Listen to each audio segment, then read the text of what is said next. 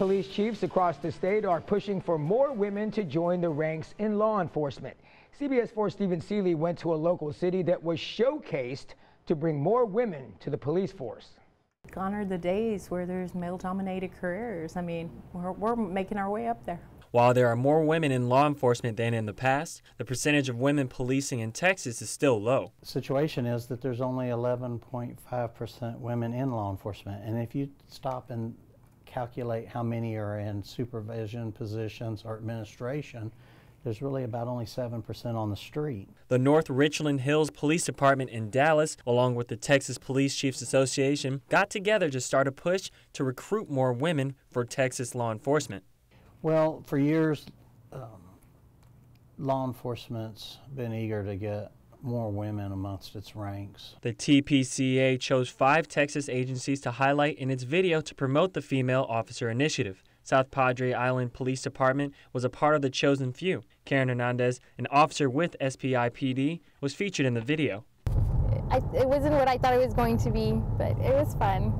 And it's good. It brings like awareness for females because there's not a lot of females in law enforcement. There should be more females in law enforcement.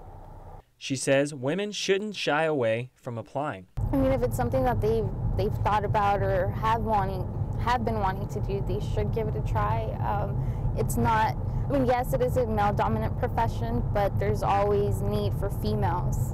Both Hernandez and Lieutenant Claudine O'Carroll believe in inspiring young girls to pursue a career in law enforcement so they aren't discouraged by a lack of female presence. We try to have them involved in the whole presentation and encourage, because these little girls have a lot of questions about women in this field, and a lot of them look up to us, and so it's very important for this department to kind of do its role by trying to encourage women to apply. According to O'Carroll, your law enforcement should reflect your community. I think sometimes people want to communicate better with a woman than they will a man, victims of crime, child victims, but then there's a place for men in this too. So it's a balance, and I think when you have, the more diversity you have in your police workforce, the more you can appeal and communicate with the community you're serving.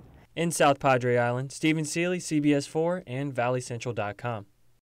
And by the way, the Harlingen Police Department tells us they're looking for new applicants to join their ranks. You can go to their website for an application.